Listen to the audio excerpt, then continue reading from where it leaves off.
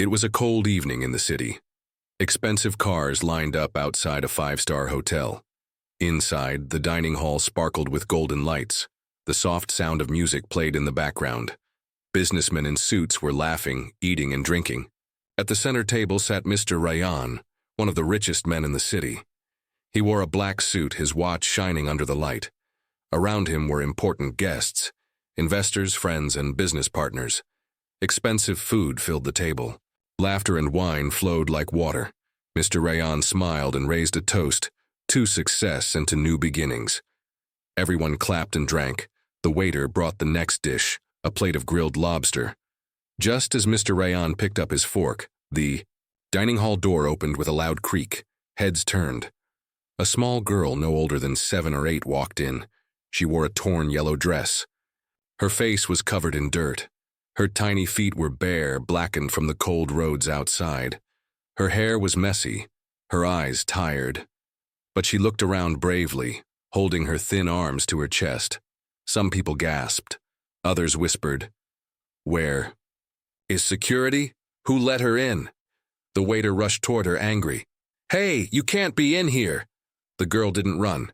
She slowly walked past the other tables, her eyes locked on Mr. Rayan. She stopped near his chair. Mr. Rayan looked confused. "He had never seen her before, sir." The girl said softly. The room fell silent. Everyone watched. The waiter tried to pull her back, but she looked at Rayan again and said, "Sir, my mom says you used to know my father." The spoon dropped from Rayan's hand. His face changed. He stared at the girl, his heart beating faster. "Who's your father?" he asked quietly. The girl took a step closer. His name was Irfan. Rayan's hands shook. That name he had buried deep inside his past. Irfan. A name he hadn't heard in more than 10 years. Rayan stood up slowly, his face pale.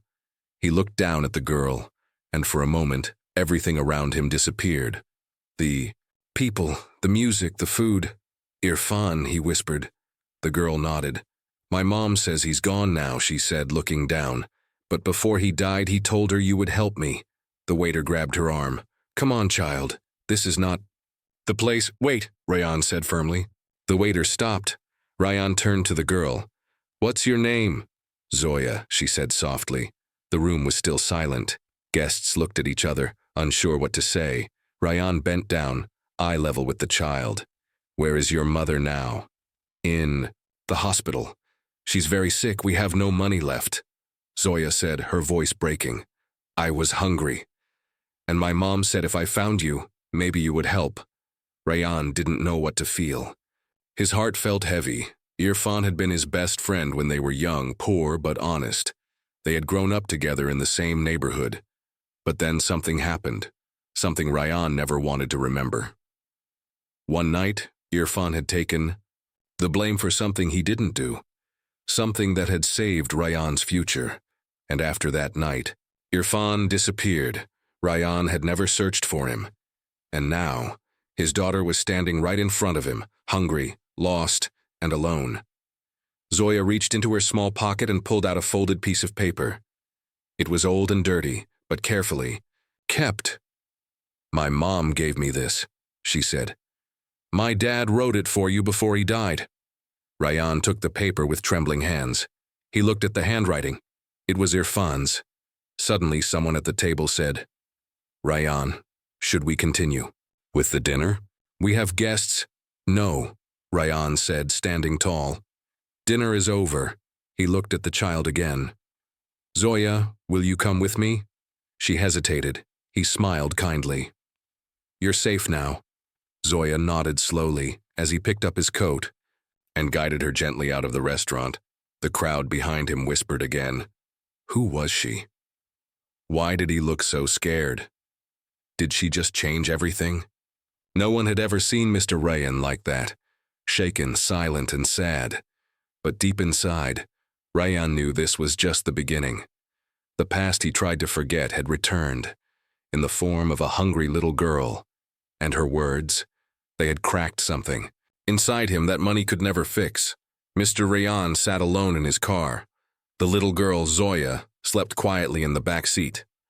Her head rested against the window, her hands holding tightly to the torn letter from her father. Ryan didn't drive. He just sat there, frozen. Outside, the night was quiet, but inside Ryan's heart, a storm had started. Irfan. That name kept echoing in his mind, a name he had tried to forget for years. He slowly opened the folded letter again. The handwriting was messy, but he knew it too well. It was Irfan's. Ryan, if you are reading this, I am probably gone. I know I have no right to ask anything. But my daughter, Zoya, she's innocent. Please don't let her suffer like I did. I always believed you had a good heart. Please prove me right. Ryan closed his eyes. The words burned. He remembered Irfan, not just as a friend, but as a brother. They had grown up in the same poor neighborhood. They played together, studied together, even shared food when there wasn't enough. But their paths changed after college. Ryan got lucky. He met a rich investor who helped him start a business. Irfan didn't. He stayed poor, working 2 jobs to care for his sick mother. One night changed everything. Ryan's company was new. He had used fake papers for some deals, just to get. His business started. He was scared of losing it all. But someone found out. Ryan remembered Irfan's face that night. I'll take the blame, Irfan had said. What? No, Ryan had replied. You have a future. I don't. Just promise. We never forget this. And Ryan hadn't forgotten. But he had stayed silent. After Irfan was arrested, Ryan never went to visit. He told himself it was better that way, safer, cleaner. Now that choice stood in front of him in the form of Irfan's daughter. Ryan looked at Zoya again. She looked so peaceful, even in her dirty clothes. He didn't know how long she had been hungry, or how long she had walked the streets looking for him. His chest hurt. He started the car. He had to know the full truth. Ryan arrived at a small government hospital. Zoya had told him her mother was there. Bed number 12, Ward 3. He carried the sleeping girl in his arms. Inside, the hospital smelled of medicine and sadness. The beds were old. The fans made loud sounds. Some patients coughed in the distance. Nurses looked tired. He found the ward. A woman lay on the bed coughing weakly. Her face was pale. Her hands were thin and dry. She looked up slowly as Ryan entered. Zoya? She whispered. Ryan nodded and gently placed Zoya on the bed. The woman's eyes filled with tears. She held her daughter's hand and kissed her forehead. Ryan stood near the door, unsure what to say. The woman looked at him and asked, Are you Mr. Ryan? Yes. She tried to sit up, but she was too weak. My husband, Irfan, he believed in you. Ryan looked down. He shouldn't have. He said you were scared back then, but he said you had a kind heart. Ryan clenched his fists.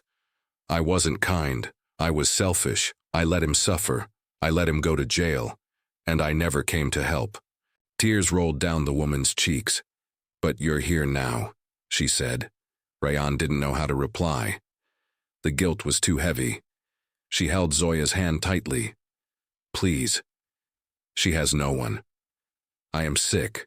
The doctors say I don't have much time. Ryan looked at Zoya, still sleeping. What will happen to her? He asked.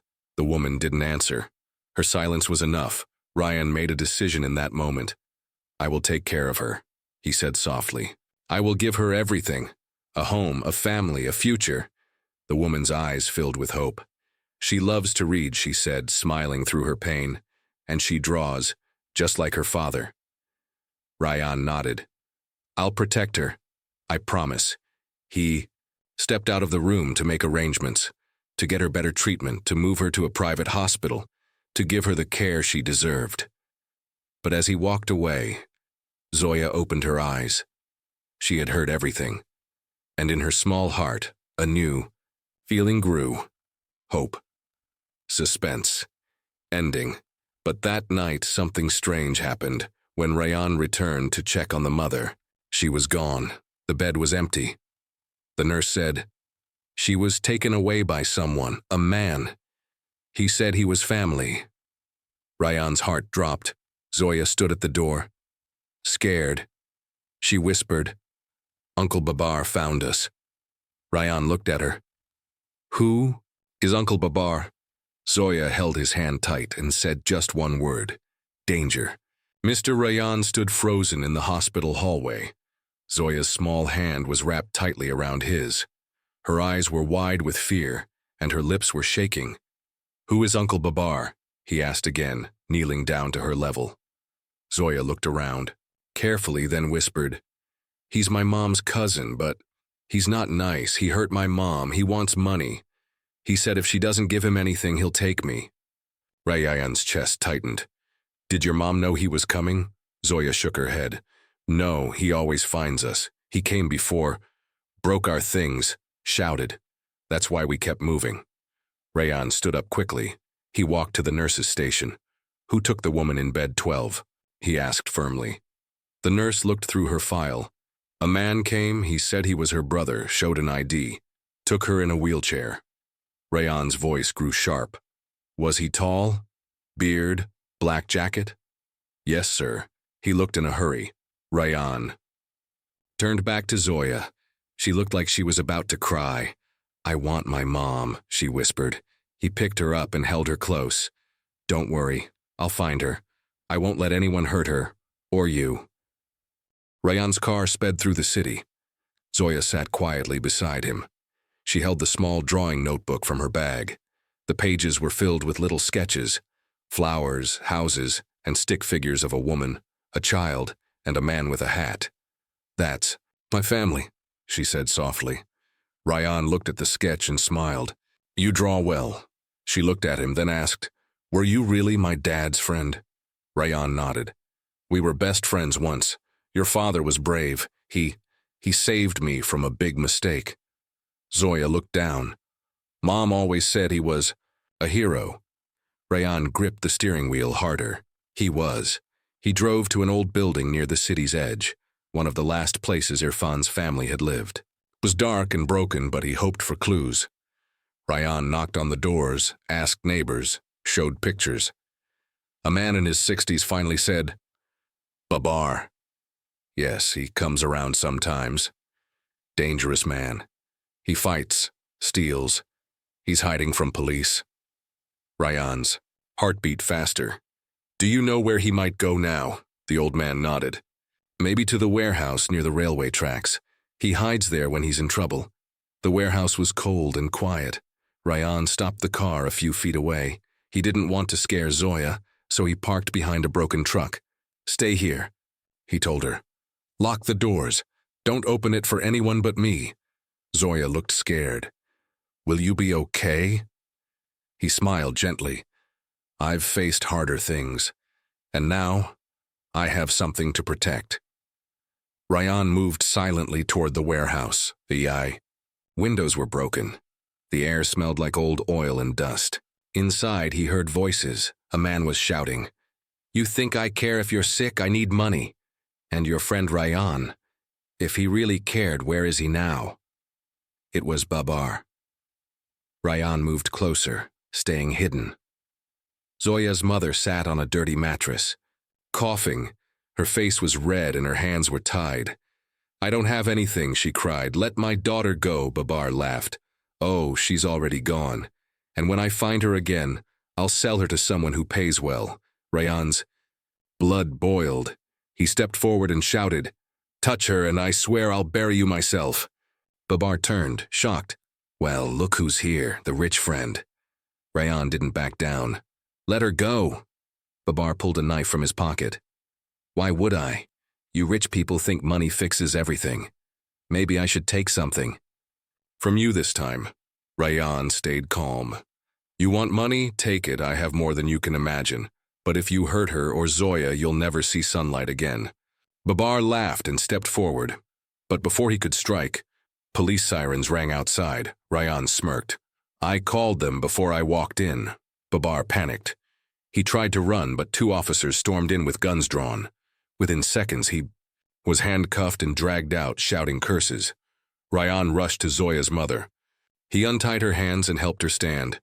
"You came," she said, eyes full of tears. "I promised Zoya I would." Back at the hospital, Zoya jumped into her mother's arms, crying. "I thought I lost you," she sobbed. "You'll never lose." "Me, sweetheart," her mother said gently. Ryan stood nearby, watching them. Something warm filled his chest. He had spent his life chasing business deals and fame. But now, all he wanted was to protect this little family. He looked at both of them and said, "I want to give you both a home, a safe life. Please let me." Zoya's mother nodded, holding his hand with gratitude. The hospital room went silent. Zoya's mother looked at Ryan. Her lips trembled. "What do you mean? What's wrong with me?" Ryan didn't speak right away. His hands shook slightly. As he passed her the report. "You need to sit down," he said softly.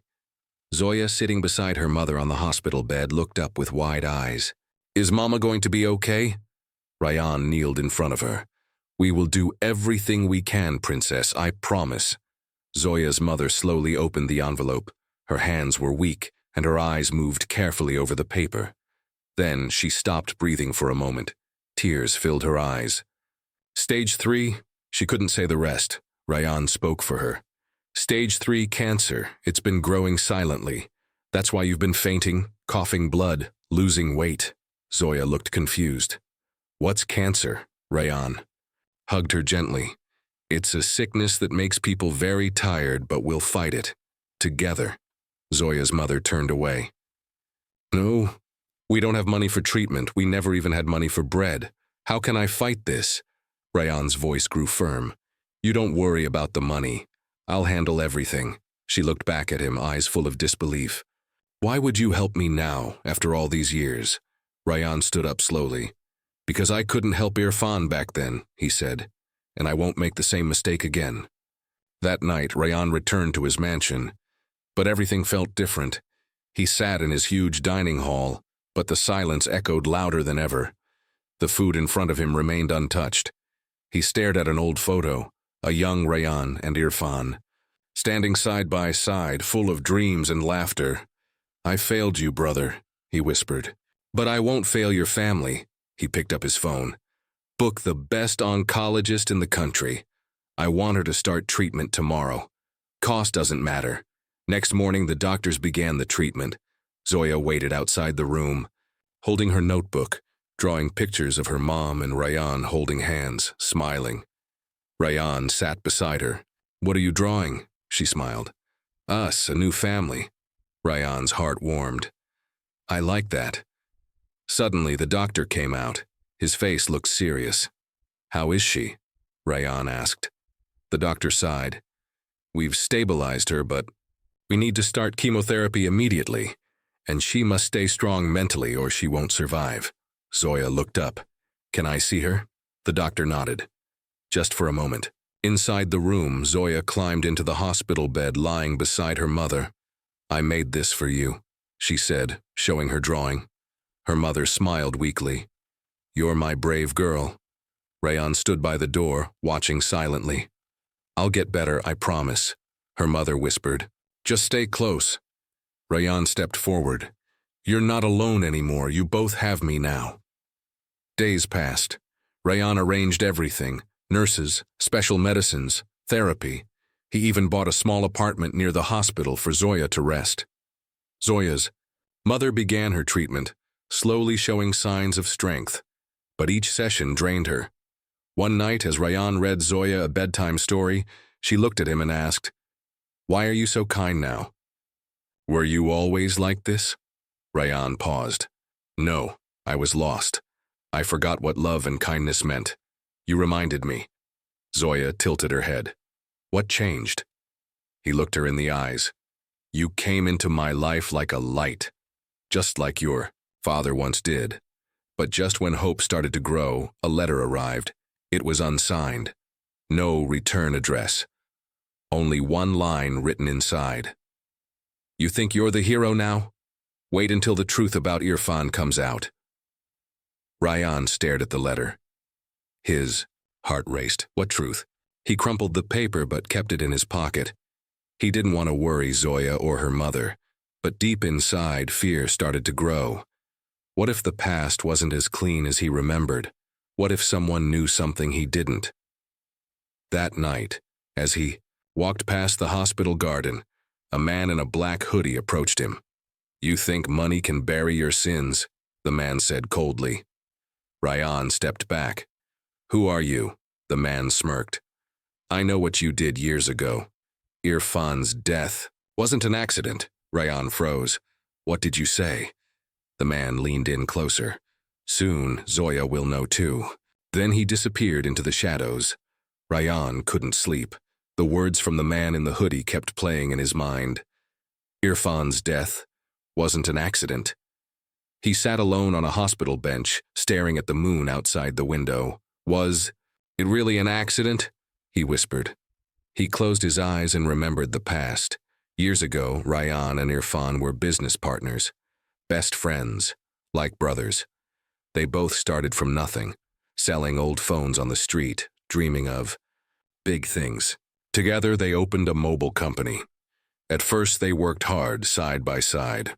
But as money came in, so did jealousy. Ryan became more focused on profit. Irfan wanted to help the poor. They argued, fought. One night, Irfan left the company. The next day, he was found dead near a highway.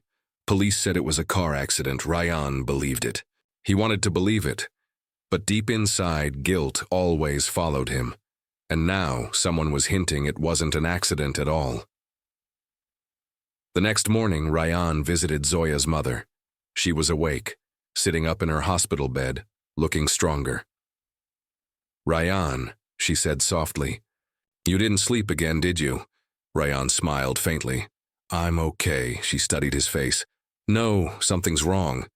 He sat beside her. "I think Irfan's death may not have been what we thought." Her eyes widened.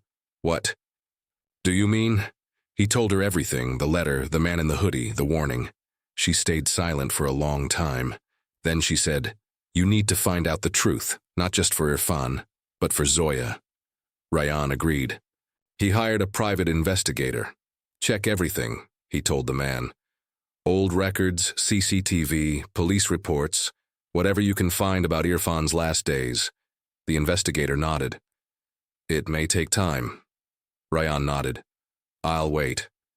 But he didn't wait long. That same evening, the investigator returned with something shocking. "There was a missing report," he said. "Someone removed CCTV footage from the night Irfan died." Ryan's eyes widened. "Who?" "We're not sure yet. But your company's old security chief had access. He disappeared 2 weeks after Irfan's death." Ryan stood up. "Find him. Now." Back at the hospital, Zoya sat on Ryan's lap, watching cartoons on his tablet. "You look sad," she said suddenly. Turning to him, Ryan smiled weakly. "Just thinking about someone I miss. Was he kind like you?" Ryan looked into her eyes. "He was much kinder than me.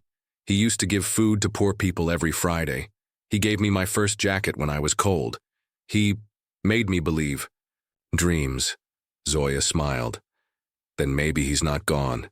If you remember him, he's still in your heart." Ryan kissed her forehead. "You're wiser than your age, little one." Suddenly, Ryan's phone rang. It was the investigator. "We found the old security chief.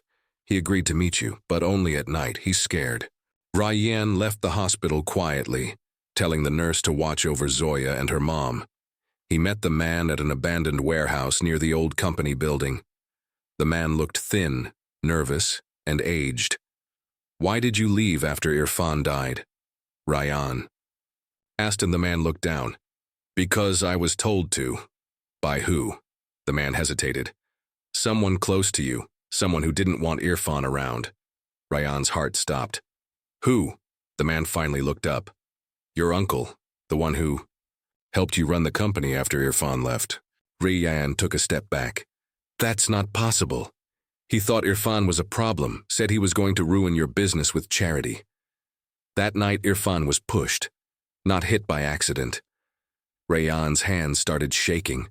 "No." He wanted Irfan gone, and he made sure it looked like an accident. Rayyan walked back to his car, numb, His own uncle. The man he trusted. The man who took over when Irfan walked away. The man who always said, "We did what we had to do." Now it made sense. Ryan had been blind. He didn't kill Irfan, but he had ignored the signs. He had chosen money over friendship. That night, he returned to the hospital and sat quietly beside Zoya and her mother.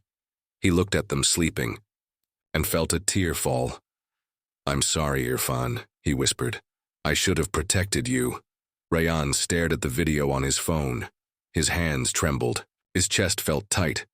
In the video, Irfan was standing outside a building. He looked tired, scared, and desperate. His clothes were messy. His voice was low but clear.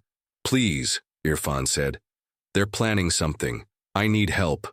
Ryan has to know." But the camera turned, and someone familiar was walking away from Irfan. It was Ryan's uncle, the same man who had told Ryan. Irfan walked away from the company on his own. The same man who became CEO after Irfan's death. Ryan's throat dried. He pressed pause, rewound the video, watched again. Irfan was afraid. He was reaching out, and no one helped him. Ryan felt like the air around him was disappearing. He went to the rooftop of the hospital for air. The night wind hit his face.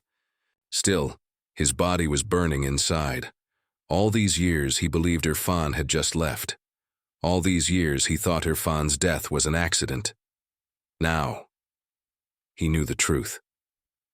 But the most painful part, Ryan never looked for the truth until a hungry little girl came and reminded him. Back inside, Zoya had a fever again. She was shaking. Her mother was worried. Ryan rushed to help. Doctors were called. "She needs rest," the doctor said. "She's fighting too hard." Zoya opened her eyes. "Don't cry, Mama. I'll get better." Ryan held her small hand. "You're a strong girl. We're all with you." Zoya smiled weakly. "Did you find the bad people who hurt my papa?" Ryan looked at her and nodded slowly. "Yes, and I'm going to make sure they never hurt anyone again." Ryan made a decision. He drove to his uncle's mansion that night. His uncle opened the door, surprised. "Ryan, you didn't call." Ryan stepped inside slowly. "I saw the video." His uncle's smile disappeared. Ryan's voice was calm but sharp. "You let Irfan die. You didn't stop it. You lied to me." His uncle raised his hands. "You don't understand. He was ruining everything. He was giving away company money to poor people. I was protecting you." Ryan stared at him. "You were protecting money, not me, and not Irfan." His uncle stepped forward.